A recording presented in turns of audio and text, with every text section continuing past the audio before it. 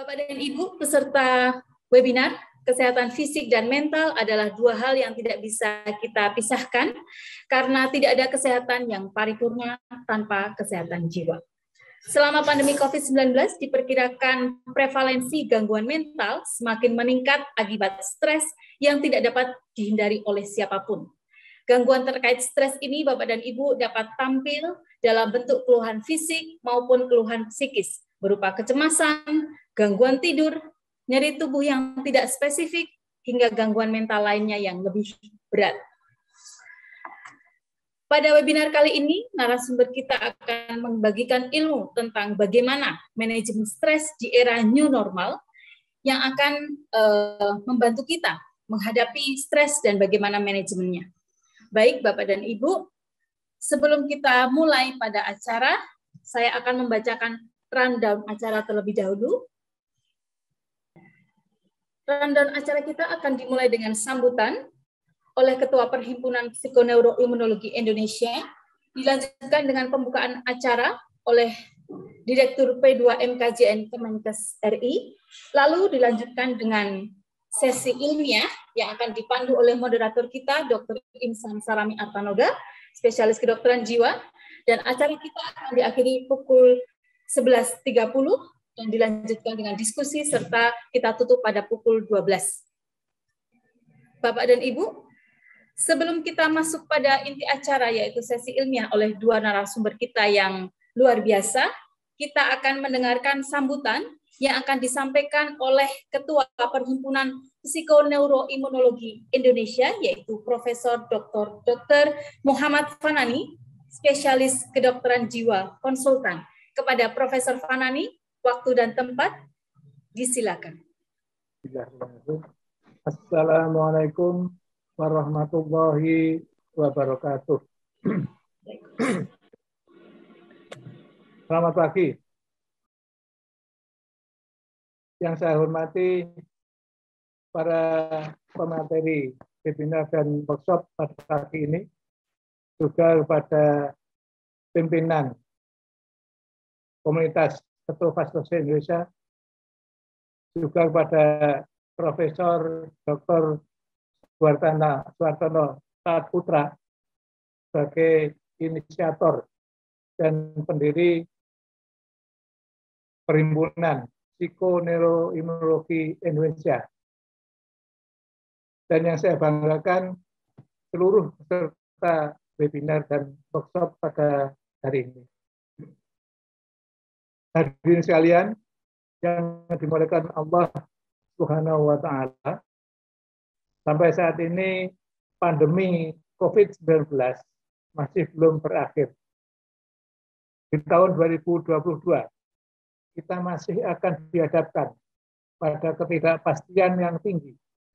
Pandemi memberikan beban yang berat pada kita, beban yang penuh dengan risiko, dan memaksa kita untuk menghadapi dan mengelolanya. Semua pilar kehidupan kita diuji. Semua pilar kekuatan kita diasah.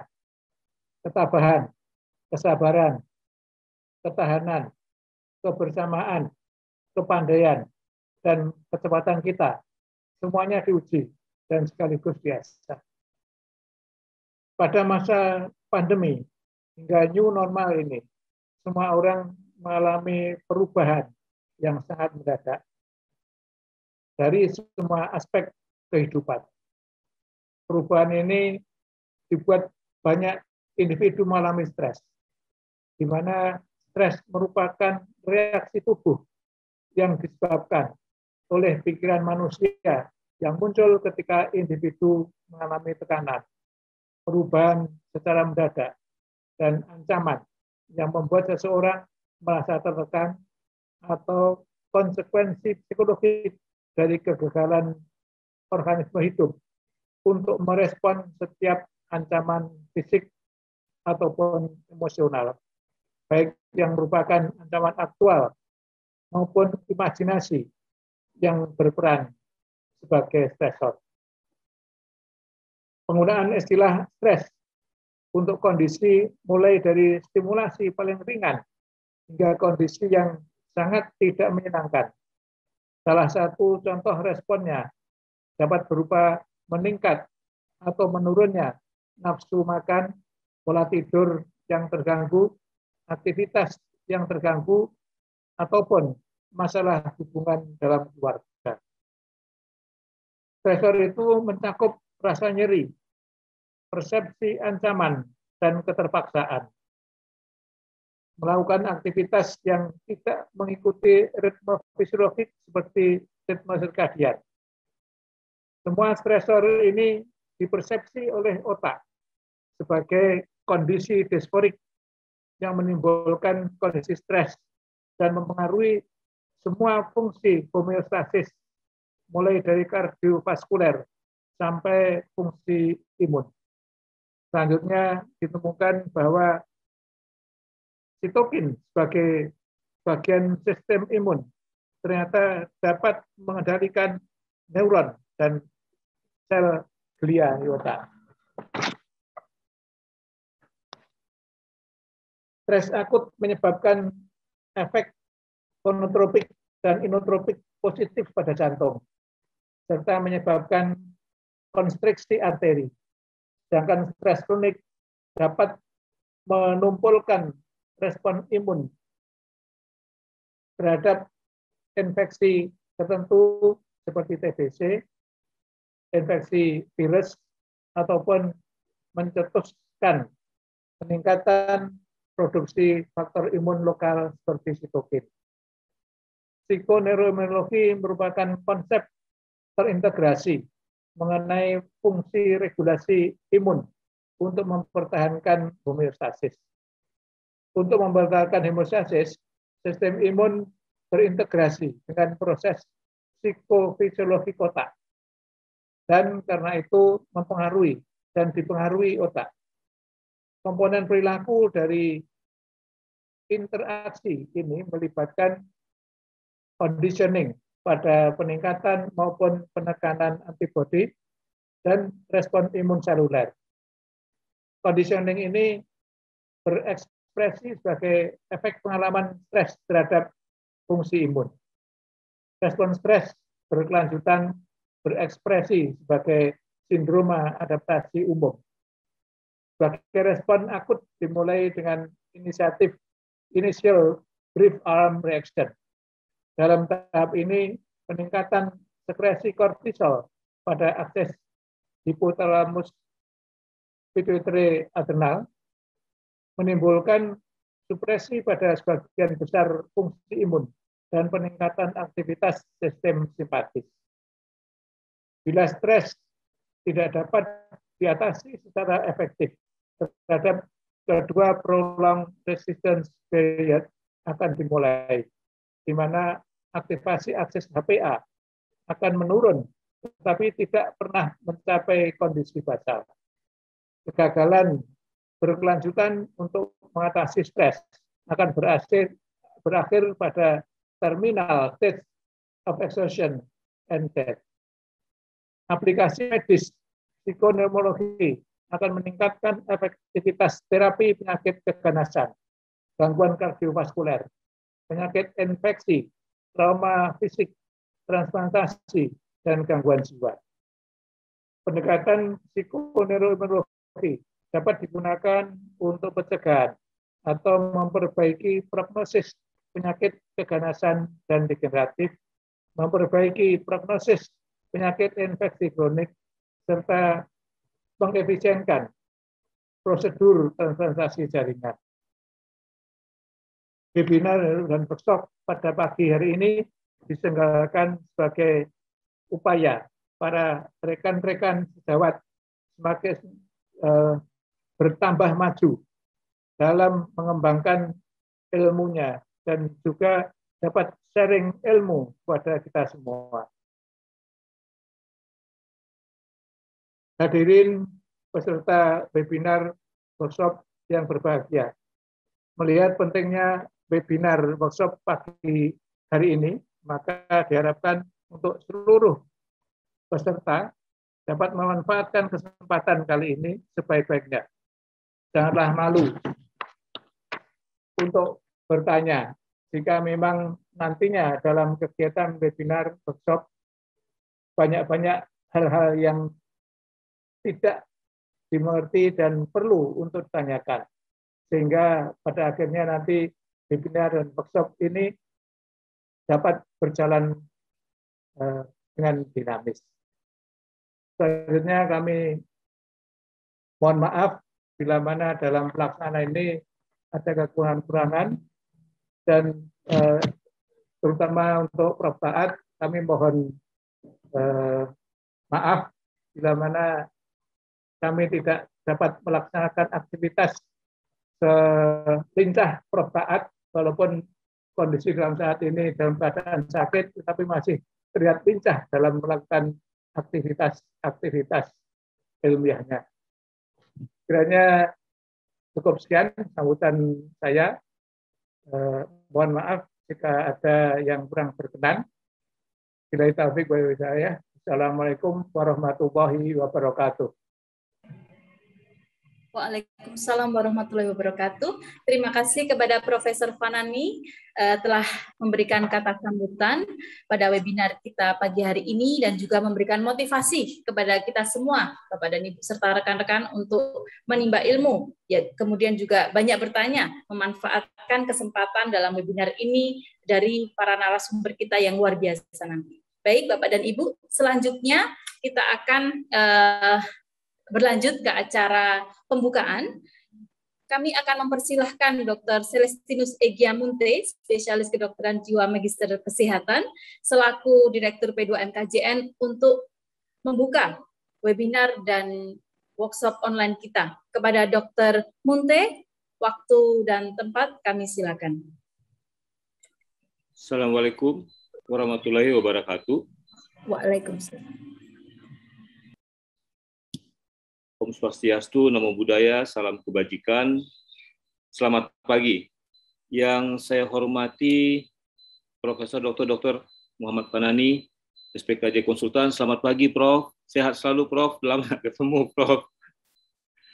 Yang saya hormati para narasumber semuanya dan juga para peserta pertemuan webinar manajemen stres pada pagi hari ini.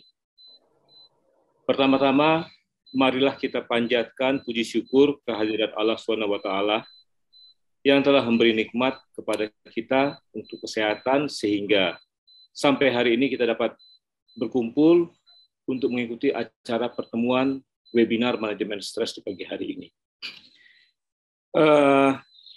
Sebagaimana disampaikan oleh guru kita, Profesor Dr. Fanani, mengenai masalah yang kita hadapi dalam new normal sekarang pada saat di masa pandemi COVID-19 ini.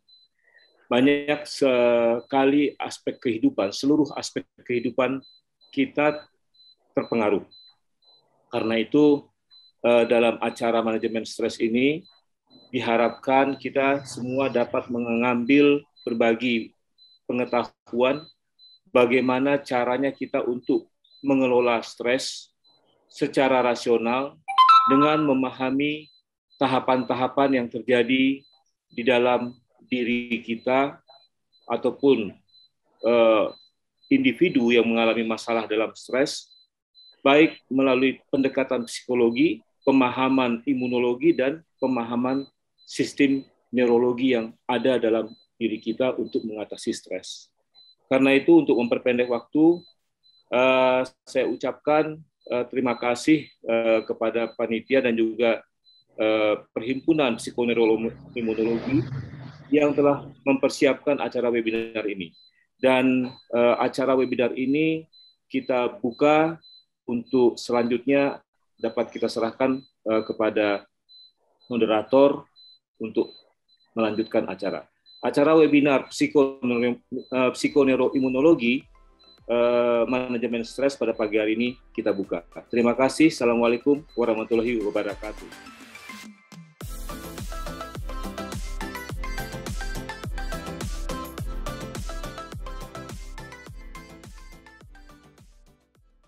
Awal-awal juga saya agak stres, Dok, karena harus memoderatori seorang senior saya, kemudian seorang direktur P2 MKJN, Mana Pencegahan dan Pengendalian Masalah Kesehatan Jiwa dan Nafsa Republik Indonesia.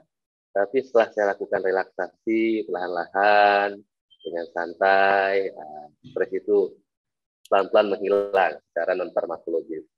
Banyak juga di kolom chat dokter yang menyatakan bahwa slide-nya atau materinya sangat bagus, ringan, tapi tepat pada sasaran gitu, dokter. Ini ada satu pertanyaan, dokter. Mungkin bisa saya bacakan ya, dok ya. Saya KF 3 minggu dari Dede Ropiah. Saya KF 3 minggu masih punya balita, jadi nggak bisa tidur dengan cukup. Artinya dia banyak terbangun di malam hari. Yang saya rasakan emosi jadi berlebihan dan gampang marah. Sudah pernah konsultasi, katanya masuk healing proses KF. Untuk mengurangi efek emosi tersebut, cara mengatasinya bagaimana ya dok? Dan biasanya berapa lama? Terima kasih. Mungkin kira-kira itu pertanyaannya dokter. Silahkan dok. Baik, terima kasih Dr. Ihsan untuk Bu Dede Rupiah.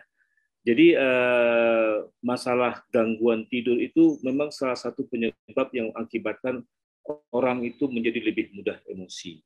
Karena faktor kelelahan merupakan salah satu cara tubuh kita meresponnya dengan marah. Itu yang kita sampaikan di awal tadi, terjadi suatu gangguan neurotransmitter di dalam otak kita yang kemudian mempengaruhi seluruh aspek emosional kita.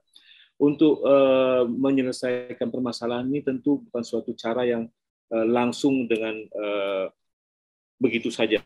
Ada suatu bentuk yang harus kita pahami bersama, Bu Dede.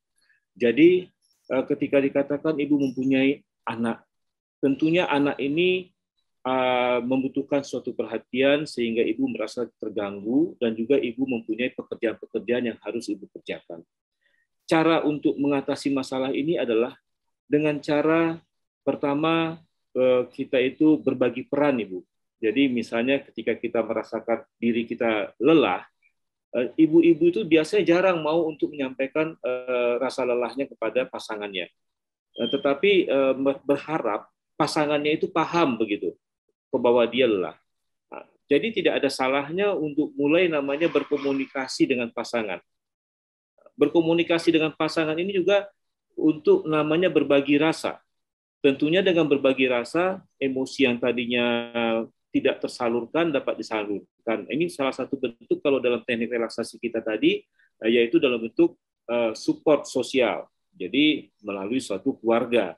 Kita bisa kepada suami, kepada istri, kepada anak, untuk membantu. Artinya kita meminta dukungan sosial dari orang terdekat kepada kita, sehingga orang dapat mulai memahami situasi yang ada. Dan tentunya ini juga akan memberikan nantinya suatu waktu yang cukup untuk beristirahat, sehingga ibu ketika sudah cukup istirahatnya, bangun pun tentu dalam keadaan kondisi emosi yang lebih stabil. Jadi ketofatosis yang menjadi salah satu teknik yang ibu lakukan, ya itu baik. Tetapi kita dapat menggabungkan beberapa cara. Tidak, dalam kehidupan kita tidak bisa hanya mutlak satu cara kita gunakan dan kemudian berharap cara itu paling manjur. Tetapi ada beberapa kumpulan cara yang dapat kita gunakan dalam menyelesaikan permasalahan. Lalu yang kedua adalah pada saat kita itu tidur itu harus dalam kondisi tidur yang dalam. Sebagaimana disampaikan di awal tadi, kita tidurnya kalau tidak berkualitas, tidak sesuai, maka ya terjadilah di situ ketidakseimbangan sehingga emosi juga menjadi labil. Jadi artinya ambil waktu istirahat ketika ibu bisa istirahat. Nah, ketika ada waktu singkat untuk istirahat, baik itu 10 atau 15 menit, 10 menit dalam suatu kondisi rileks yang dalam, itu akan cukup bagi kita untuk melepaskan rasa kurang tidur kita selama 1 harian. Jadi ibu bisa melakukan self-hypnosis dengan sistem imaginary, jadi membayangkan tidur, kemudian lelap. Dalam waktu 10 menit saja tidur yang lelap, maka bangun pun juga terasa menjadi lebih segar. Ini adalah cara-cara di mana kita bisa untuk melepaskan ketegangan, kelelahan, sehingga kualitas emosi kita dapat dipertahankan, Bu, menjadi lebih baik. Mudah-mudahan ini bisa menjawab, Bu Dede. Terima kasih, dokter. Memang benar sekali, tidur itu merupakan suatu kebutuhan yang sangat penting sekali dalam kehidupan kita. Saya teringat dengan kata-kata Prof. Aris, bahwa Prof. Aris pernah menyampaikan bahwa tidur itu tidak perlu lama, yang penting kualitas tidurnya ya, Dok ya. Ya.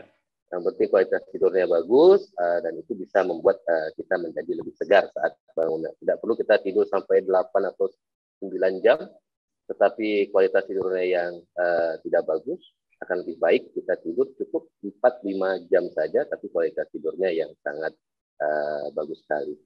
Ini ada pertanyaan dari Banu Katgada Kalingga. Selamat pagi dokter. Nah, ini sangat bersemangat sekali.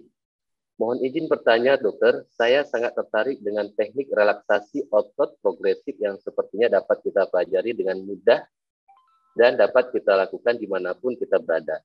Yang ingin saya tanyakan, dokter, mengapa pada relaksasi otot progresif menurut Jacobson harus dimulai dari ekstremitas bawah baru ke atas?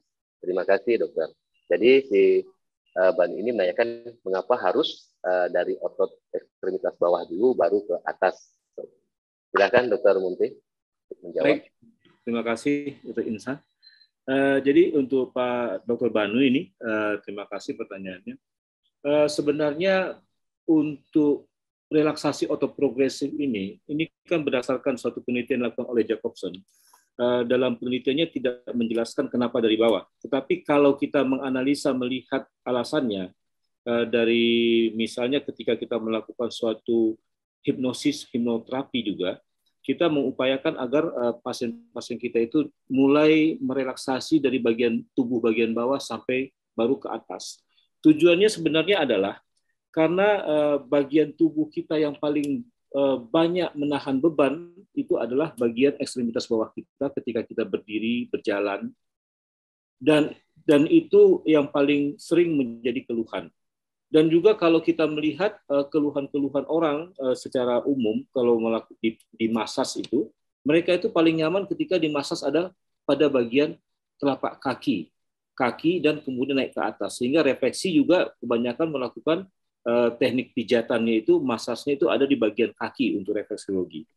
Jadi kemungkinan besar, tapi ini kemungkinan besar ya, menurut dugaan saya, pendapat saya, itu karena beban yang besar di sana, kelompok ototnya itu kebanyakan otot yang cepat harus mengalami kelelahan, maka diberikan relaks dari awal di sana untuk kemudian naik ke bagian atas daripada tubuh kita.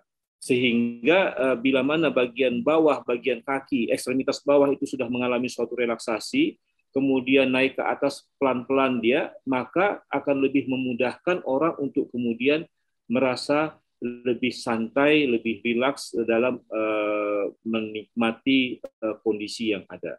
Tentunya ini karena proses relaksasi otoprogresif ini hampir sama dengan sebenarnya self massage, memijat diri sendiri tapi melalui penegangan otot-otot. Nah, itu yang mungkin menjadi salah satu alasan daripada Jacobson, sehingga dari bawah ke atas arahnya untuk kemudian kita kalau sampai di atas semuanya sudah rileksan, langsung bisa ketiduran kita. Tapi kalau di atasnya kita rilekskan, di bawahnya ketegang, itu kan kita masih belum bisa untuk langsung jatuh tidur. Kira-kira begitu Pak Banu jawabannya. Mudah-mudahan dapat memberikan kepuasan. Ya, terima kasih dokter.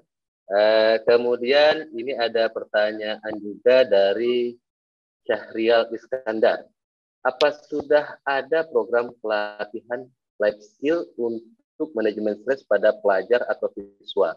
Kalau belum, mungkin bagus untuk diwujudkan dengan menggunakan dana yang ada di Kemendikbud. Terima kasih, Dr. Syahrial. Oh, ini guru saya juga dari Aceh.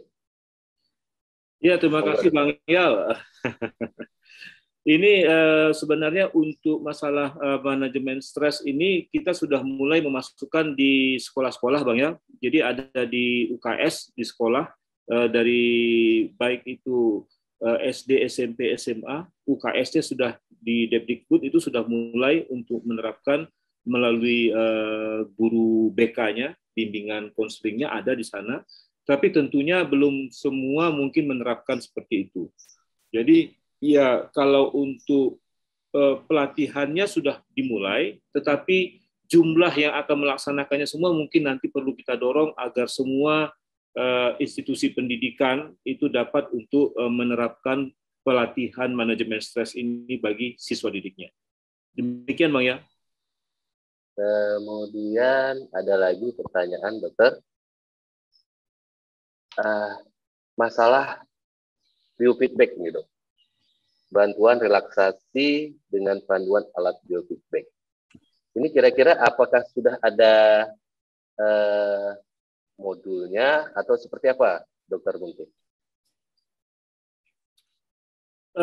Untuk biofeedback itu sendiri sebenarnya beberapa rumah sakit jiwa sudah mendapatkan ada alat yang dapat digunakan untuk biofeedback, yaitu HRV, yang dimana dalam HRV itu ada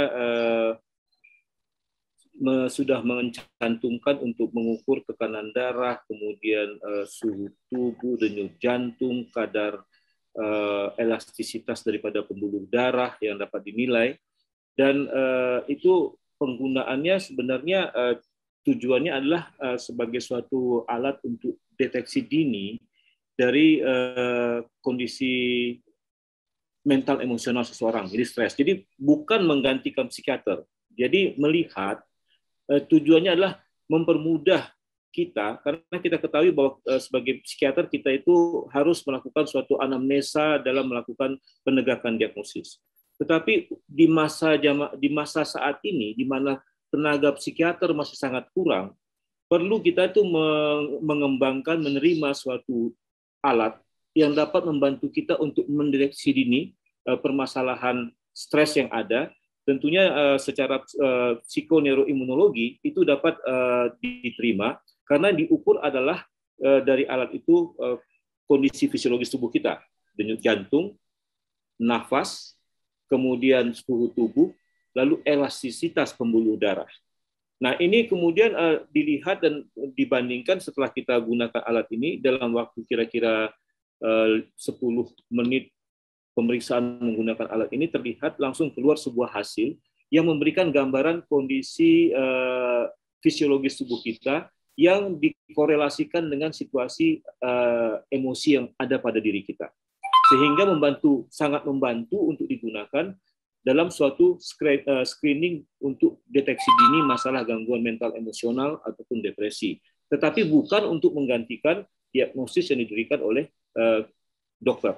Nah, ini sudah ada panduannya, ada juga alatnya, dan tentunya dengan adanya alat ini, kalau kemarin-kemarin kita itu menilai suatu kondisi yang sering menjadi permasalahan kita adalah para dokter psikiater ini kalau menentukan orang itu depresi berat, depresi ringan itu apa sih mau dipakai nilainya?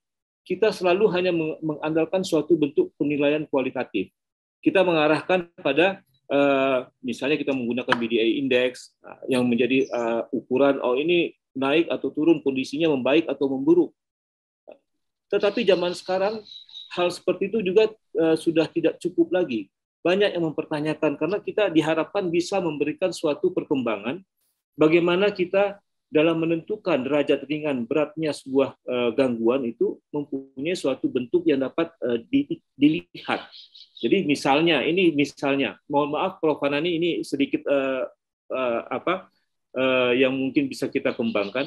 Kita selalu bicara tentang psikoneuroimunologi ketika misalnya orang dengan gangguan mental berat, skizofrenia, terjadi dopamin yang berlebihan misalnya yang meningkat, sehingga kita harus memberikan antidopamin untuk menurunkan agresivitasnya.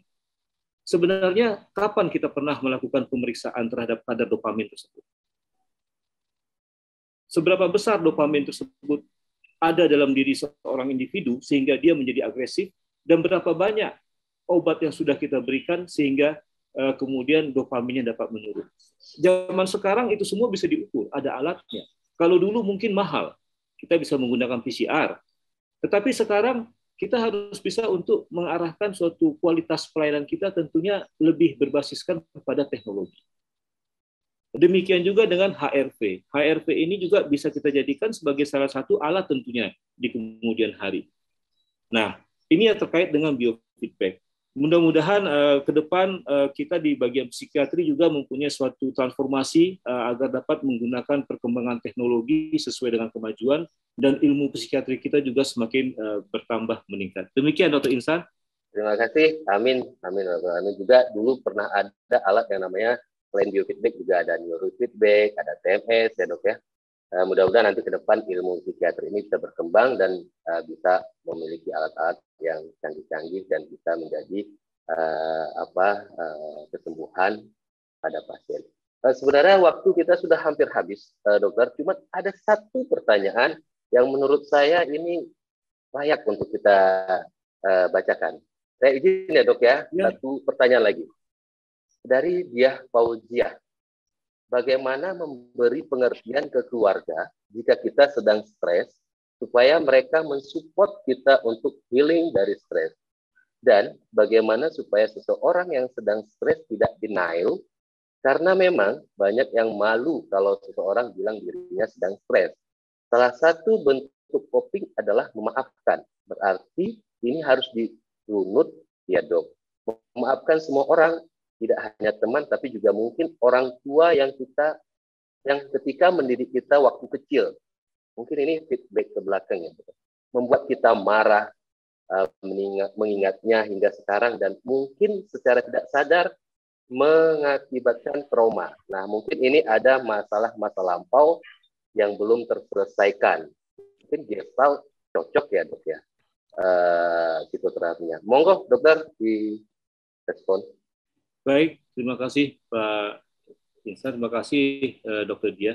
Jadi untuk memberi pengertian kepada keluarga untuk mensupport healing daripada stres itu tentu melalui satu proses. Prosesnya itu melalui suatu psikoedukasi yang kita berikan kepada keluarga tentang bagaimana masalah stres itu dan kondisi yang ada daripada individu yang meminta pertolongan kita. Jadi edukasi itu merupakan salah satu cara psikoterapi kita yang paling baik. Baik itu berupa brief psikoterapi, sehingga keluarga dalam psikoterapi keluarga itu dapat untuk menerima kondisi daripada individu yang sedang mengalami masalah, melihat seluruh aspek kehidupannya secara menyeluruh. Tentunya ini butuh pemahaman bersama antara keluarga dengan individu yang bersangkutan dengan melalui transferensi perantaraan daripada kita sebagai psikiater dalam memberikan terapi keluarga di dalam suatu bentuk terapi, sehingga dapat mensupport individu, keluarga dapat memberikan support pada individu melalui pemahaman kondisi yang dialami oleh individu tersebut. Sedangkan untuk individu tersebut, memaafkan itu bukan berarti mudah saja memaafkan. Yang paling sulit ini adalah memaafkan diri sendiri. Jadi maaf tidak lupa itu adalah suatu bentuk denial kita terhadap upaya pemulihan kesehatan jiwa kita sendiri. Kalau kita memaafkan, maka kita harus total, artinya kita menerima semua masalah, melihat masalah itu sebagai suatu objek, bukan menjadi subjek daripada diri kita sendiri. Nah, ini yang mungkin perlu kita bersama-sama pada saat dalam psikoedukasi dalam family terapi, bersama-sama membentuk komunikasi yang baik sehingga setiap bagian daripada keluarga maupun individu dapat memahami permasalahannya secara objektif, tidak membawa permasalahan itu menjadi masalah subjektif yang membuat mereka semakin sulit untuk melakukan reunifikasi bersama. Demikian saya pikir Dr. Diah, mudah-mudahan bisa menjawab. Ya, terima kasih Dr. Munte. Dan saat ini partisipan kita sudah 215 orang. Alhamdulillah. Dengan berakhirnya pertanyaan dan jawaban yang disampaikan oleh Dr. Munte, sesi pertama dan sesi untuk Dr. Munte kiranya kita cukupkan sampai di sini karena masih ada 2 narasumber lagi yang sudah menunggu di belakang. Kami ucapkan terima kasih Dr. Munte. Mudah-mudahan nanti Dr. Munte bisa ke Aceh. Amin. Ya, Kita ngopi bareng. Kita nanti dengan Bang Ya lagi. Iya, ada Dokter Sahrial di sana, ada Dokter Subandrio. Iya. Mudah-mudahan bisa datang ke Aceh, kita ngopi bareng. Terima kasih Dokter Munte atas materinya, jawabannya. Terima kasih banyak. Assalamualaikum warahmatullahi wabarakatuh. Waalaikumsalam warahmatullahi wabarakatuh.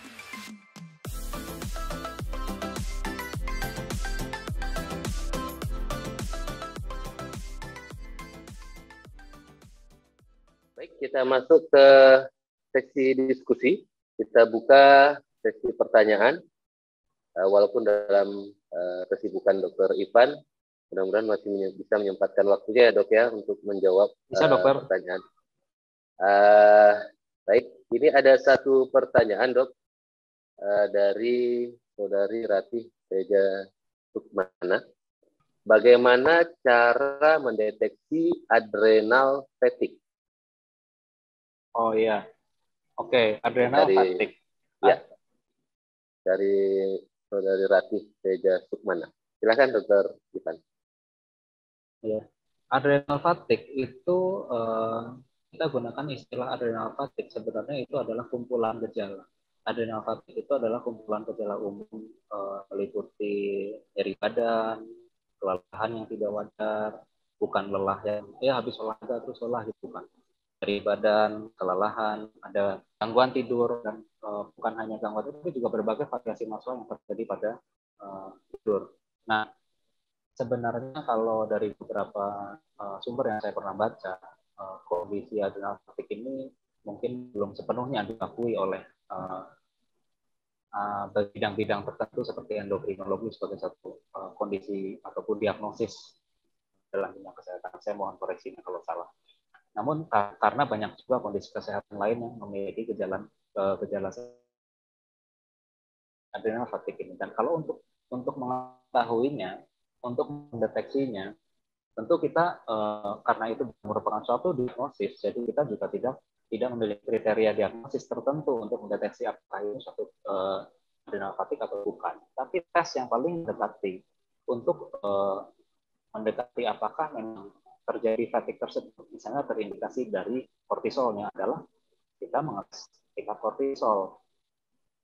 Itulah yang paling memungkinkan untuk kita melakukan penunjang ataupun pemeriksaan untuk mendeteksi apakah merupakan ini adrenal fatigue. Kalau memang dia memang mengaruh untuk untuk diagnosis bahwa ini mengalami stres dari peningkatan kortisol yang berlebihan, itu mungkin dapat mengarah menuju adrenal fatigue, tapi itu juga bukan merupakan suatu penegak diagnosis karena merupakan kurang lebih waktu itu saya pernah baca juga dari tes kortisol tersebut semuanya tidak menunjukkan perbedaan yang bisa dijadikan tolak ukur ataupun perbandingan baik pada adrenal fatigue ataupun pada gangguan-gangguan yang lain dialami pada stres yang dialami oleh individu-individu tersebut. Demikian. Ya, terima kasih Dr. Ivan. Kemudian ini ada pertanyaan lagi dari Dede Sofia. Izin bertanya, untuk gangguan tidur apakah ada scoring tertentu yang bisa dipakai untuk melihat keparahannya, Dok? Terima kasih, Dokter. Monggo, Dr. Ivan. Oh iya, pada gangguan tidur memang ada beberapa scoring. Itu banyak ya. Banyak sebenarnya, bukan beberapa, namun banyak, dan kita tidak maksudnya mematok bahwa scoring apa yang harus dipakai. Ada PSQI ya, Pittsburgh Sleep Quality Index, itu juga bisa dipakai sebagai scoring untuk melihat berapa indeks ataupun tingkat keparahannya. Ada juga scoring yang lain ya, seperti saya lupa namanya. Ada, itu bentuknya kualitatif. Namun kalau yang paling sering dipakai PSQI tadi itu yang paling sering kita pakai untuk menentukan ataupun untuk melihat derajat keparahan dari gangguan tidur. Ya, seperti penjelasan dari Dr. Ivan tadi bahwa psikoneuroimunologi ini tidak berbicara hanya tentang gangguan jiwa saja, banyak gangguan-gangguan lain di luar dari gangguan jiwa itu terkait terhadap gangguan dari bidang kita gitu ya. Dan juga sudah terbukti dari beberapa kasus ya, mungkin Dr. Ivan bisa tangani di rumah sakit swasta tadi yang mereka responnya cepat terhadap untuk mengonsulkan pasiennya ke bagian psikiatri juga untuk waktu rawatannya juga bisa lebih cepat gitu ya dok ya. Iya dokter. Sekalian saya menambahkan juga pada beberapa modalitas terapi yang terakhir yang paling baru di era COVID ini. Terdapat beberapa modalitas terapi yang sangat baik untuk menangani stres, namun juga meningkatkan imun. Itu juga tidak kita sadari bahwa terdapat dua sirkuit peningkatan imun yang terjadi dari pemberian tata laksana tersebut. Yang terbaru adalah fluvoxamin, sertralin, dan escitalopram. Ya, di mana dengan pemberian tiga tata laksana tersebut, pilihan tiga dari tata laksana tersebut untuk menangani stres ataupun cemas ataupun depresi pada pasien-pasien COVID di era normal ini, itu akan meningkatkan imun pasien dan mempercepat kesembuhan pasien. Jadi di samping memang karena perbaikan stres maka imunnya membaik, namun si obat ini sendiri, fluvoxamin dan sertralin itu sendiri juga memiliki mekanisme yang akhirnya meningkatkan imunitas itu. Nah, itu dari tiga obat tersebut. Dari pasien-pasien lain yang dirawat dengan gangguan tidur, di sana terdapat pasien-pasien yang mengalami komorbiditas dengan gangguan-gangguan lain, maupun termasuk yang pasien-pasien yang di ICU yang menggunakan NRM dan sebagainya. Itu juga pada pasien-pasien dengan kesulitan tidur kita tidak dapat sembarang memberikan tata laksana. Akhirnya tata laksana yang kita berikan paling kita melihat yang teraman antara escitalopram ataupun kadang haloperidol yang kita berikan untuk membantu pasien untuk bisa tidur dan beristirahat. Bahkan dengan pemberian haloperidol secara sederhana itu juga akhirnya memperbaiki prognosis. Banyak sekali kesembuhan pasien yang dicapai dengan baik dengan pemberian obat-obatan untuk membantu pasien untuk dapat tidur dan beristirahat dengan baik. Sekian, dokter. Iya, benar sekali dok. Saya sudah 2 kali terpapar COVID-19 dokter. Jadi memang stresnya itu memang berbeda ya. Dulu waktu pertama di tahun 2020 saya stres apakah saya ini selamat atau lewat gitu. Kemudian di 2021 saya terpapar lagi. Stres saya itu bukan masalah selamat atau tidaknya, tapi gejalanya lebih bertambah gitu. Nah saat ini dok, yang fenomena yang terjadi itu orang bukan stres akibat COVID lagi, tapi orang stres akibat vaksin. Nah, itu ada beberapa kasus di Aceh, di tempat saya bekerja, banyak orang-orang yang memang riwayatnya memang sudah ada cemas untuk minta surat bahwa agar tidak divaksin. Itu dari pandangan dokter gimana? Iya, memang dengan mudahnya akses media sosial, dengan mudahnya orang mencari informasi, tentu bukan hanya informasi yang benar yang mudah diakses, tapi informasi yang salah pun sangat mudah diakses. Dan kadang itu akan membuat orang akan mengambil keputusan yang salah dalam hidup, termasuk dalam mengambil keputusan vaksin atau tidak. Nah, banyak sekali hoax yang terjadi. Memang kami di Kesehatan Angkatan Darat, kami di Kesdam juga memiliki target capaian vaksinasi, di mana Bapak Panglima TNI memerintahkan secara langsung untuk melaksanakan serbuan vaksinasi secara berulang dan secara kontinu. Namun di periode-periode awal memang sulit karena masih banyak orang-orang yang belum memiliki insight yang baik terhadap vaksinasi. Jadi itu memang tahap-tahap capaian kalau kita memberikan laporan kepada Bapak Kasat dan Bapak Panglima, tahap-tahap capaian itu pasti rendah. Tapi seiring dengan waktu, di mana orang melihat sendiri mungkin bahwa orang yang tetangganya, lingkungan sekitarnya dengan pemberian vaksin, kesembuhannya yang dicapai lebih cepat, perburukan juga tidak terjadi, gejala yang dialami lebih ringan daripada yang tidak divaksin. Akhirnya orang justru sekarang berebutan ingin vaksin. Di samping tentunya ada syarat-syarat lain, vaksin itu akan berimpact pada orang tidak dapat terbang dan lain sebagainya kalau tidak divaksin. Nah, jadi sekarang kebalik. Kalau di sini sekarang kondisinya adalah bahwa masyarakat yang berebutan mencari vaksinasi. Mungkin di tahap awal memang insight masih buruk. Iya benar. Kalau di Aceh ada yang razia door to door. Jadi antar satu rumah ke rumah itu di razia untuk menunjukkan surat vaksin. Nah, pertanyaan saya terkait ilmiah ini, jika memang beberapa hari lalu saya dapatkan pasien, dia memang riwayat cemas depresi ya. Setelah dia mengharuskan karena ada persyaratan vaksin untuk mendapatkan BLT gitu ya dok ya. sehingga kondisi fisiknya itu sangat menurun. Cemasnya yang dulu sudah terkontrol dengan obat, gejalanya bertambah, keluhannya bertambah, fisiknya bertambah keluhan gitu.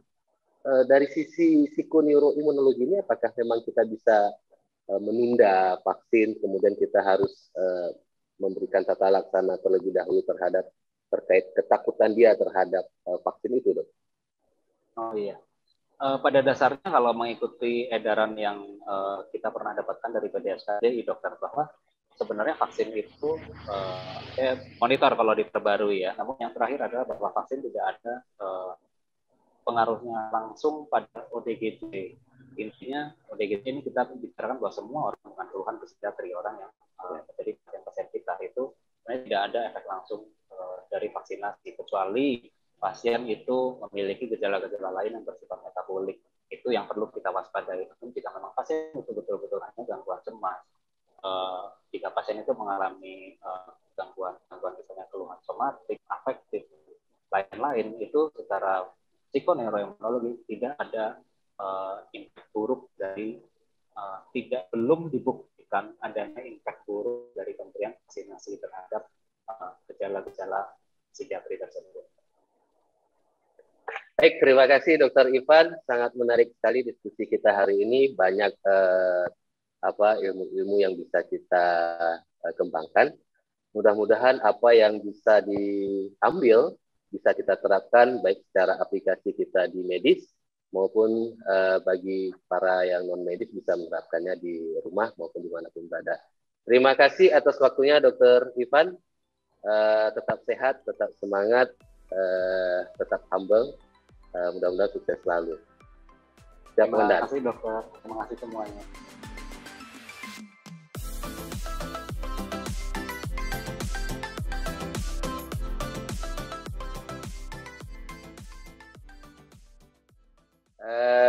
Banyak sekali ucapan keren, latihan groundingnya.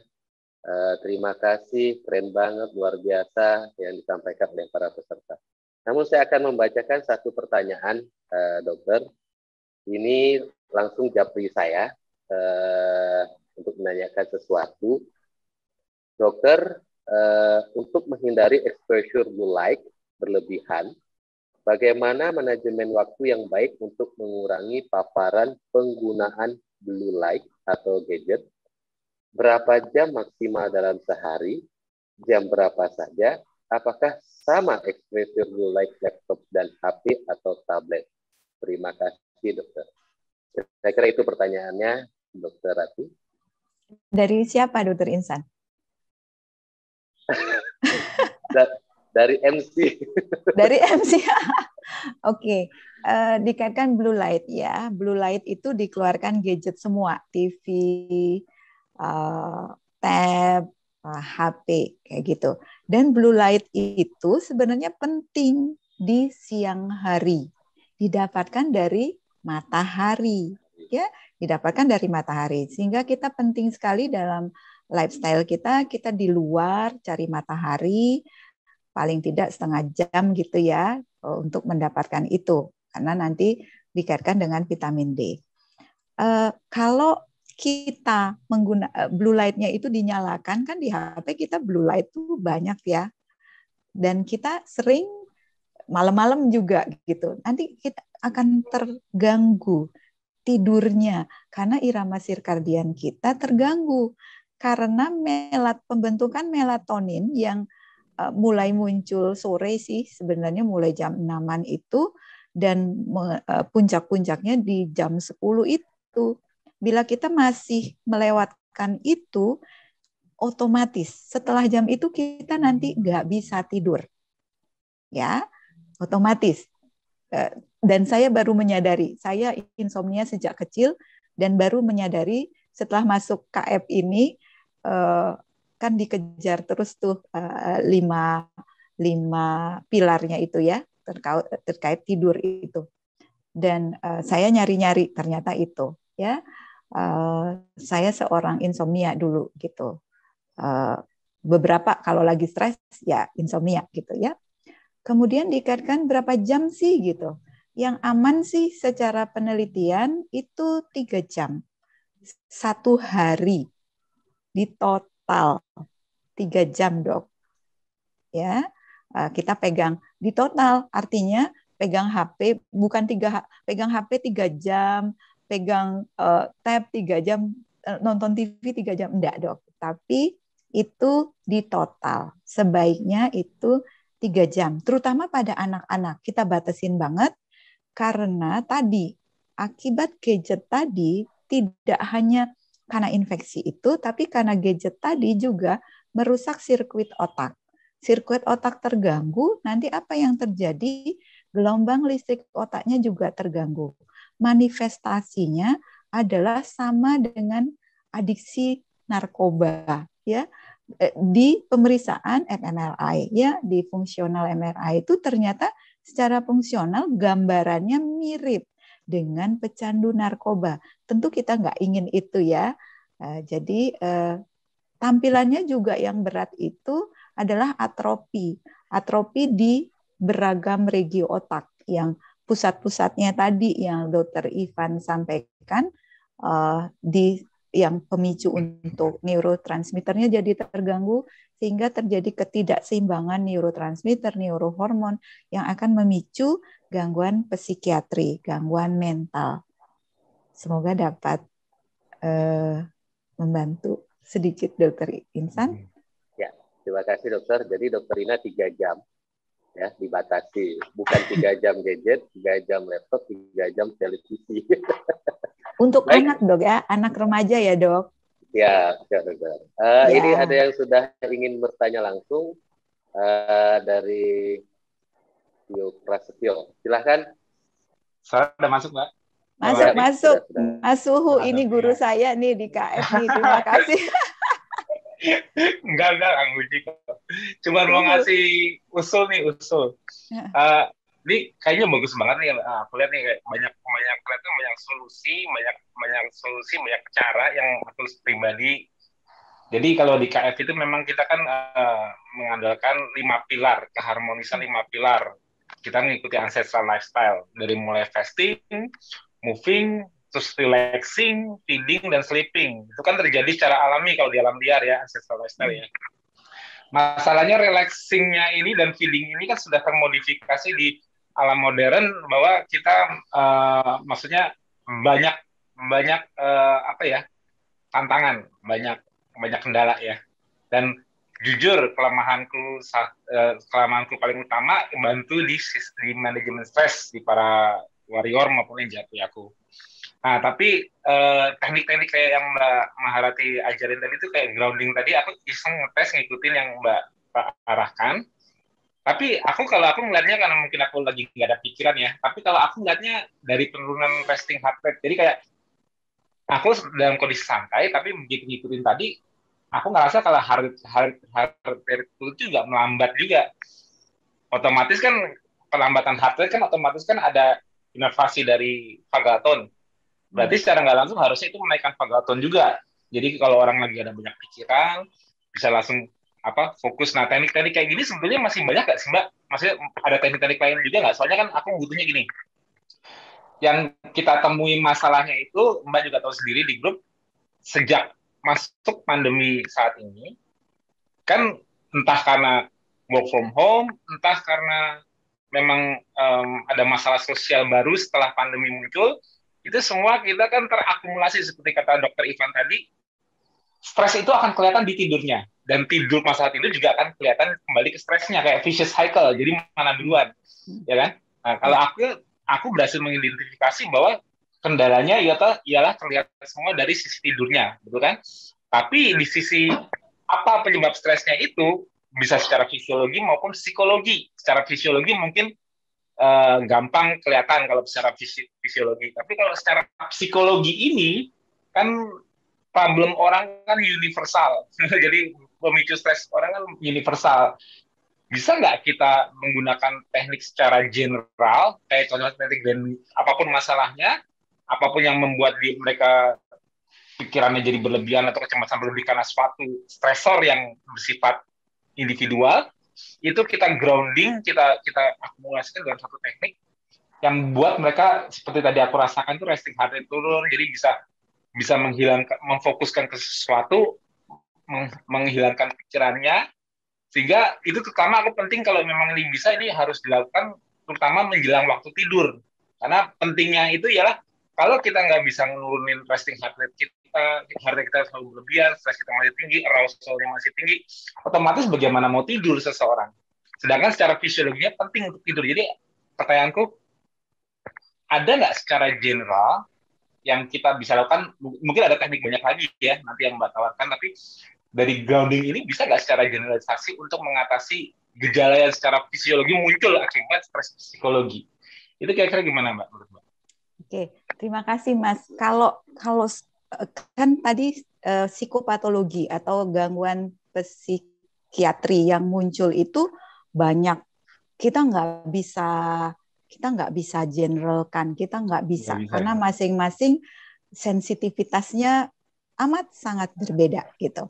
Nah, yang perlu kita edukasi, yang perlu kita fokuskan adalah bagaimana mereka mampu mengenali bahwa dia mengalami stres karena tadi denial-nya tinggi banget. Itu dia. Nah, ya saya sendiri nggak paham dulu bahwa stres gitu, nggak paham bahwa stresnya tinggi gitu. Yang jelas tampil dalam bentuk insomnia, dan kalau sudah puncak-puncaknya itu dermatitis neurologis, dermato apa, yang tiba-tiba gatal di satu lokasi gitu. Terus oh iya ya, setelah masuk psikiatri aku bilang oh iya ya, ini kayaknya aku stres, tapi aku nggak sadar itu kalau aku stres gitu, Mas. Jadi artinya bahwa penting sekali kita memahami, jangan menolak bahwa kita sedang mengalami stres. Stres itu enggak sesuatu yang abnormal kok, bukan gila kok, kan bahasanya tuh orang stres nih kayak gitu. Enggak. Stres itu tadi aku nekankan bahwa munculnya dalam bentuk fisik kok gitu. Dalam bentuk nggak bisa tidur. Orang yang udah nggak bisa tidur, gejala psikiatrinya kalau berlangsung lama, hampir 95% keluhan gangguan psikiatri yang datang di kita adalah dengan gangguan tidur, gitu. Jadi terselubung. Gangguannya sendiri itu simpatisnya yang terganggu, yang nggak seimbang itu, Mas. Gitu. Dikaitkan juga tadi kan kayak bipolar itu kenapa muncul banyak tuh, kan ada irama sirkadian yang terganggu, respon stresnya yang terganggu, ada inflamasi kronis di tubuhnya dikaitkan dengan sitokin, dan juga mitokondrianya yang nggak berfungsi dengan baik gitu. Tadi circle-nya juga vicious gitu, Mas. Kalau boleh usul nih, ini kayaknya psikoedukasi itu penting. Jadi kayak orang-orang kayaknya banyak yang selalu kalau mereka ada masalah, mereka kadang-kadang selalu fokus di fisiknya, apa yang dirasakan secara fisik. Seperti contohnya kan kita udah nggak bisa bohongi kalau kita secara sistem stresnya meningkat, otomatis kan gangguan yang paling terlihat ialah kan gangguan gastrointestinal. Pertama pencernaan yang paling kelihatan. Jadi orang kebanyakan langsung responnya ialah aku salah makan apa, aku harus makan apa supaya pencernaanku membaik. Padahal kalau secara fisiologi kita sudah tahu bahwa kontrol vagus nerve paling utama enteric nervous system di pencernaan itu ialah untuk semakin bagus vagal-tonnya, semakin rendah inflamasi. Semakin rendah vagal-tonnya atau tinggi simpatetiknya, otomatis semakin tinggi inflamasi. Dan itu akar masalah dari leaky gut. Leaky gut yang ujungnya nanti bisa kemana-mana, bisa memicu autoimun dan sebagainya.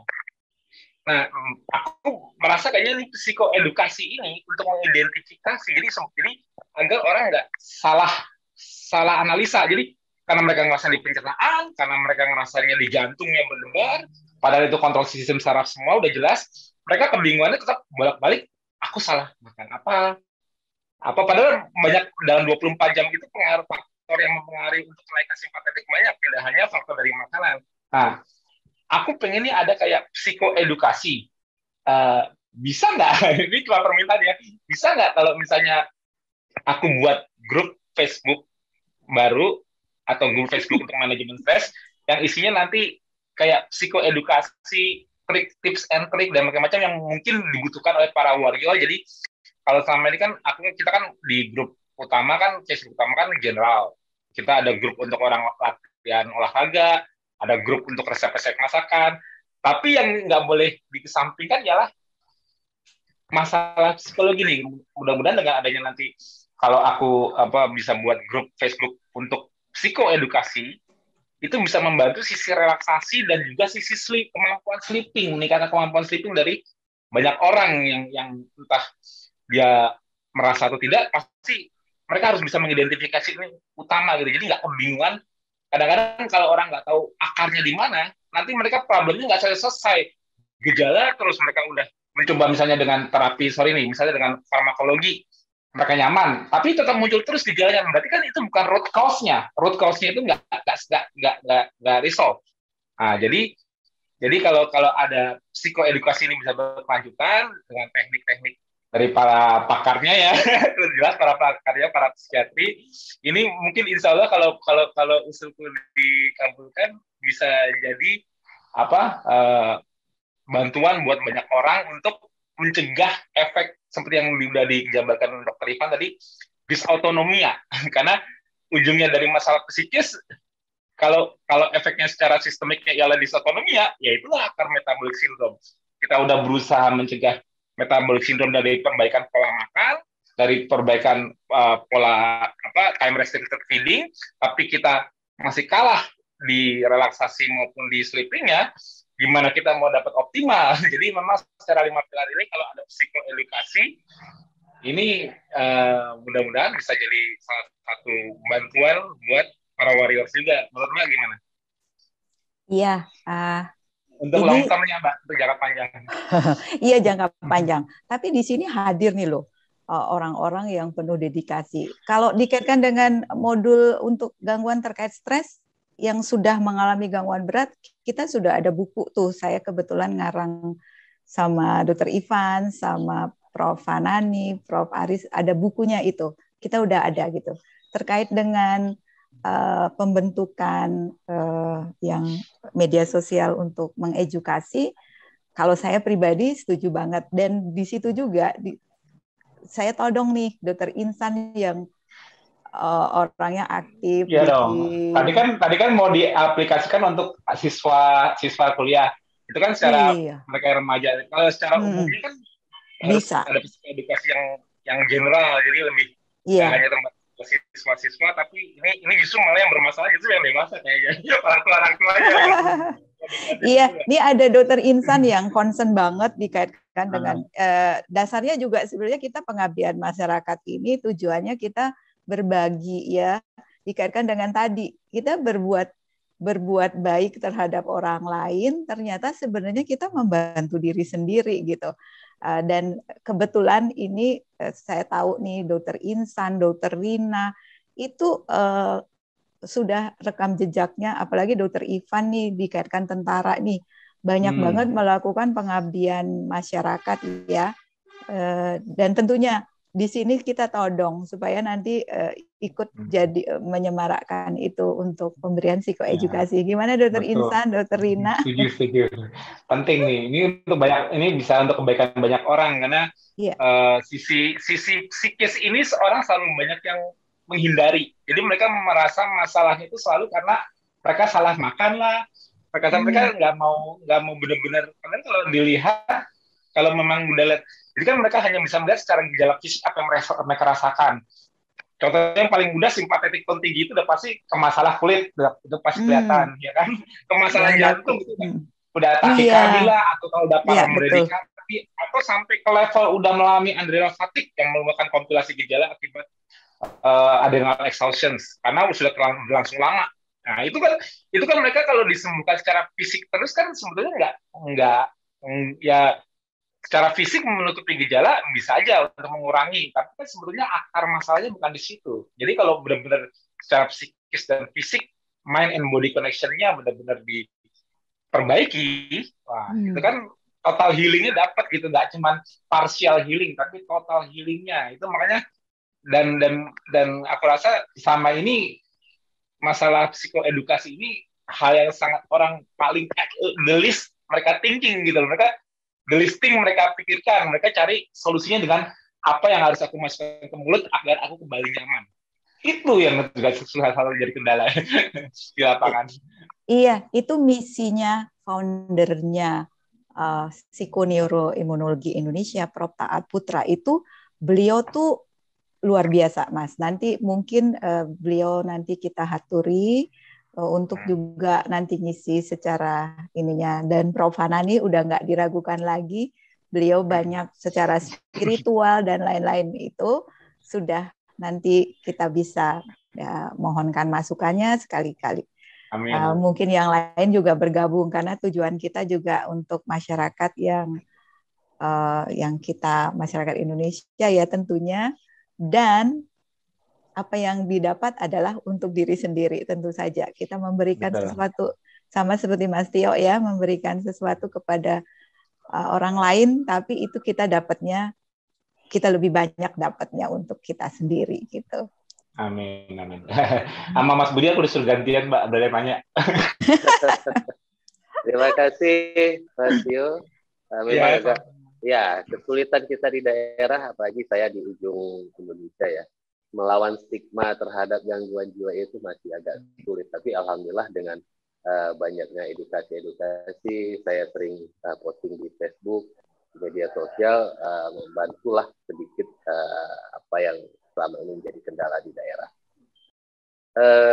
Sebenarnya grounding yang kita lakukan tadi itu baiknya dilakukan seberapa sering sih, Dok? Apakah waktu ada problem saja, atau waktu ada dalam kondisi stres saja, atau ini memang bisa menjadikan satu rutinitas sehingga setiap harinya kita selalu merasa bugar, merasa sehat, dan merasa semangat? Ya, terima kasih Dr. Insan. Saya tadi lupa sedikit ya menjawab yang sekalian yang Mas Tio tadi. Secara umum, bisa nggak digunakan tekniknya ini? Ini bisa banget, Mas Tio ya. Jadi ini secara umum yang mengganggu gangguan ringan, ini bisa digunakan. Tapi tentu harus dilatih. Harus dilatih. Ya, dilatihnya semua komponen tersebut kan ada 5 tadi. Ada berbuat baik, mencintai diri, kemudian menamai, dan apa tadi satu lagi, itu satu kumpulan dari punyanya WHO. Dari punyanya sudah di-share dalam bentuk sebenarnya dalam bentuk gambar-gambar tadi itu yang saya ambil. Ya, sebenarnya dalam bentuk gambar-gambar itu, kemudian ada audionya dan kita share di sini secara mudah untuk umum seperti itu. Ya, perlukah dilakukan? Bisakah dilakukan setiap hari? Bisa, dimanapun saat melakukan aktivitas, saat aktivitas saat bersama keluarga, karena orang yang stres tersebut bisa muncul badai itu karena kita terpancing itu bisa muncul setiap saat. Nah, saat itu muncul, meskipun yang tadi Mas Tio bilang, aku nyoba nggak muncul tuh heart rate-nya nggak ini. Nah, penilaian kita terhadap itu mungkin saja tidak sedang mengalami stres ya Mas Tio ya. Jadi tidak terlalu kelihatan gitu. Sering terjadi pada orang yang dengan posturnya berubah, POTS. Jadi postural, ortostastik, takikardi ya. Jadi dia saat berdiri berubah dari duduk, dia tiba-tiba detak jantungnya meningkat, dan ini post COVID banyak sekali kita dapatkan yang long COVID gejalanya tersebut tandanya. Jadi sebenarnya gangguan atau COVID long COVID ini gangguan terkait stres nggak? Iya banget. Jadi jangan bilang orang yang mulu gangguan yang diklaim oleh paru lah, diklaim oleh penyakit dalam dan lain-lain sebagai miliknya, bukan, karena sebenarnya ini gangguan terkait stres, sehingga penting banget melibatkan psikiatri dalam hal ini penanganannya, baik nanti dikaitkan dengan kalau orangnya sudah butuh obat atau yang cukup dengan relaksasi, cukup dengan setelah post-COVID pulang kita melakukan teknik dari WHO ini, salah satunya grounding ya, itu amat sangat berguna dan bisa dilakukan kapan saja. Tidak hanya karena COVID, tapi juga karena stres yang kita sering menolak bahwa kita mengalami stres karena takut dikatakan mengalami gangguan jiwa. Seperti itu, Dok. Dr. Insan. Baik, terima kasih dokter. Jadi bisa dilakukan. Ya, semakin sering semakin baik, Dok. Ya, iya. Biasanya sekitar 3 menit aja kita menjauh saat kita grounding yang tadi ada badai, kita menjauh, cari tempat yang aman. Sebaiknya tempat yang sunyi dan kita duduk sebentar, 3 menit aja. Terus latihan, fokus, ya. Fokus menamai yang seperti tadi itu diulang-ulang gitu. Baik yang tadi yang mengalami gangguan tidur, sambil tidur juga bisa kalau saat kalau duduk kita ke lantai kakinya, ini tangan aja dikatupkan terus nafas pelan gitu. Intinya tadi tidak boleh memaksa tarik nafas karena seringnya iya. Kayak gitu, terus tiba-tiba kayak ya. pusing kayak gitu ya. Nafasnya pelan, semakin bagus, gitu.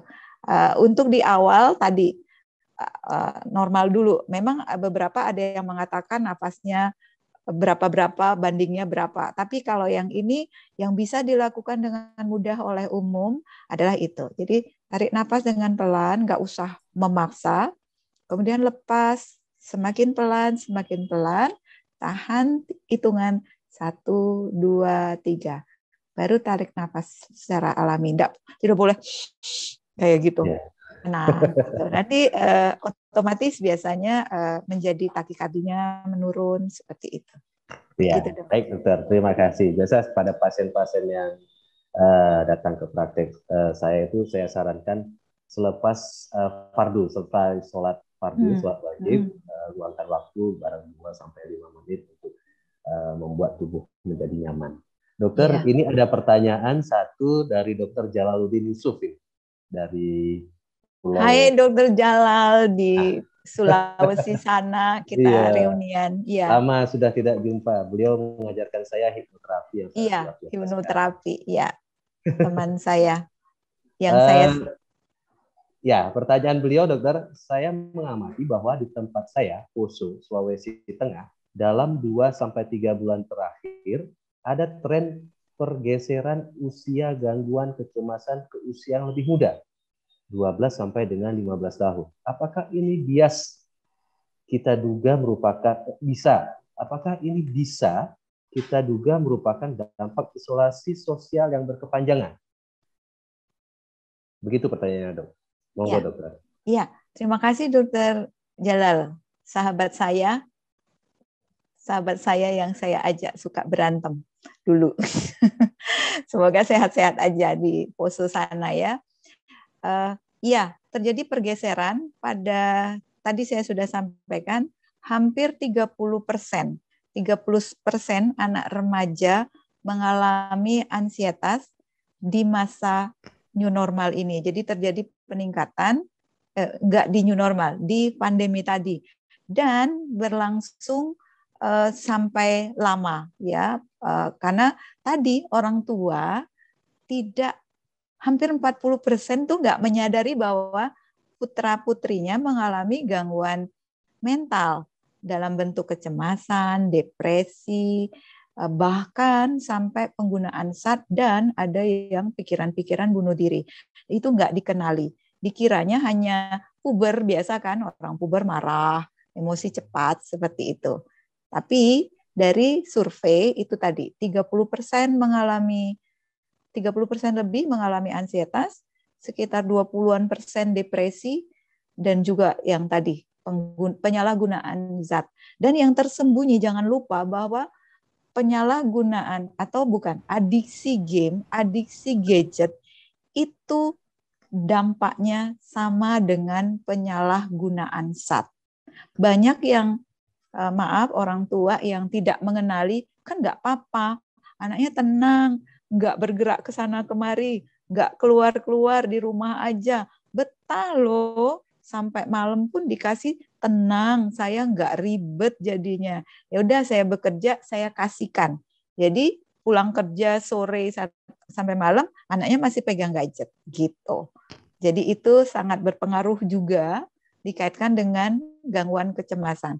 Tampil dalam bentuk gangguan perilaku tuh banyak sekali yang kecanduan gadget itu. Tampilnya dalam bentuk gangguan perilaku, terutama emosi yang tidak terkontrol ya, irritable gitu, dalam bentuk seperti itu. Demikian Dr. Jalal, semoga dapat membantu sedikit. Baik, terima kasih Dr. Ratih. Banyak yang minta video, banyak yang minta buku, banyak yang minta modul terkait tentang apa yang dokter sampaikan tadi. Mudah-mudahan di lain waktu, di lain kesempatan, para yang meminta-minta modul, yang meminta-minta modul, kemudian bahan, bisa mendapatkan segera, dan kita berharap Dr. Ratih dan tim KF bisa menyegerakan untuk membuat video yang diharapkan oleh pemirsa. Baik, ya, dokter. Sepertinya tentu saja Mas Bobi nanti mohon untuk ininya bisa di-share, Mas Bobi. Siap. Ya, video Siap. akan dikirimkan. Kemudian kalau modul mungkin itu modul pelatihan, jadi mungkin tidak disebar, tapi nanti kalau berkeinginan sekalian kita melakukan pelatihan, kemudian nanti modulnya kita bagikan. Dan itu karena isinya psikoedukasinya dikaitkan PNI juga, jadi paling tidak harus dokter gitu ya, untuk yang, karena modul itu untuk memberikan, modulnya bagaimana memberikan kepada keluarga pasien psikoedukasi dikaitkan dengan keilmuan psikoneuroimunologi. Seperti itu. Kemudian jangan lupa untuk semua bila berkenan untuk dinilai apakah mengalami insomnia, apakah mengalami ansietas, depresi, dan juga tingkatan stresnya itu, silakan mengisi link yang sudah dikirimkan di kolom chat. Kemudian nanti bila kita lihat bahwa itu ternyata tinggi, nanti akan dihubungi gitu. Silakan mengisi. Kemudian nanti akan dihubungi yang tinggi-tinggi atau yang tadi bisa di-share nanti nomornya Dr. Ines atau alamat emailnya. Bila ingin khusus yang saat ini yang tinggi tadi, misalnya ingin atau berkenan untuk kita latih yang dikaitkan dengan grounding, dikaitkan menghidupi, dikaitkan yang tadi keseluruhan dari modul atau pembelajaran yang dari WHO, silakan kontaknya di situ juga kami sediakan. Untuk sesi-sesinya nanti akan dihubungi oleh Dr. Ines. Demikian, saya kembalikan ke Dr. Insan. Baik, terima kasih dokter. Karena memang pandemi ini trennya sudah mulai menurun, mudah-mudahan pertemuan-pertemuan selanjutnya jangan Zoom lagi ya dok ya. Semuanya kita bisa offline, kita bisa bertemu, silaturahmi. Iya, sebenarnya Desember kita mau yang itu ya, PIT-nya mau di Solo itu mau ketemuan, tapi belum bisa ya. Kangen untuk semua yang hadir, terima kasih ya. Rindu Solo. Iya. Baik, terima kasih Sob. Dengan berakhirnya sesi tanya jawab dan juga pemateri yang terakhir.